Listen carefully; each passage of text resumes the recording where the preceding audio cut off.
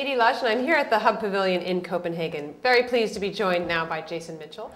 He's the Chief Operating Officer for Hydrotech International. Thanks for coming along. Thank you very much. Tell me why you're here. Sure. Hydrotech International is a water solutions company. We look at certain environmental situations and come up with water technology, water solutions to address them.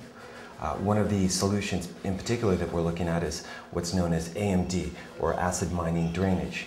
We're working with partners called Fraunhofer, which is the largest applied sciences institute in Europe, Fraunhofer IKTS division in Dresden. And what we're doing is looking at some of the mines in South Africa in order to mine the minerals, the metals, often use a lot of toxins.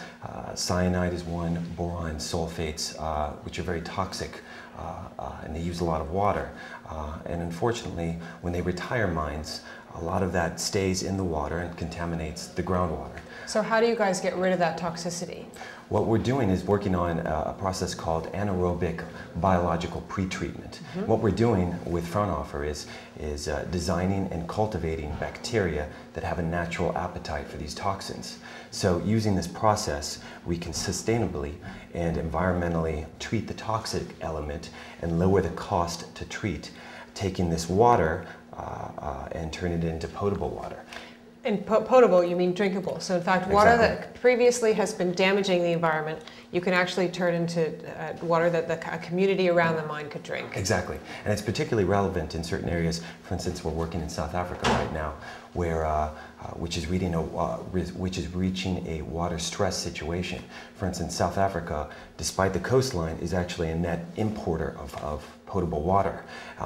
And one of the issues, one of the saving graces of this AMD technology is that it can actually help alleviate the water stress situation in South Africa.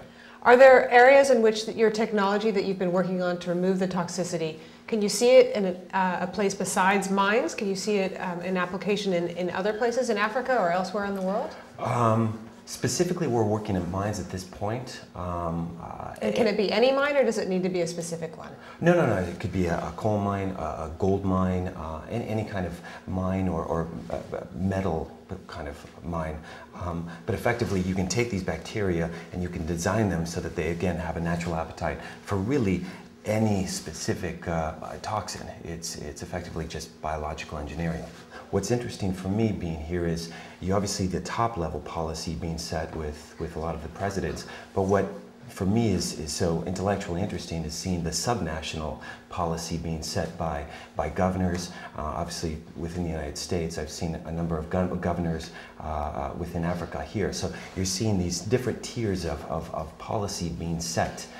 In fact, the subnational one is particularly progressive that I found. You're here, you're working with South Africa already. Are you working with elsewhere in Africa, and where are you looking to go in the future? Specifically, my company focuses on sub-Saharan Africa. Obviously, there are a lot of resources there. So it's not just South Africa. There are mines, and you'd asked for other applications, oil and gas industries in Nigeria, mines in Ghana, basically anywhere within sub-Saharan Africa. But the applications certainly aren't specific to that region. Jason, thanks so much for coming into the Hub Pavilion here in Copenhagen. Delighted to have you, and I'm Edie Lush.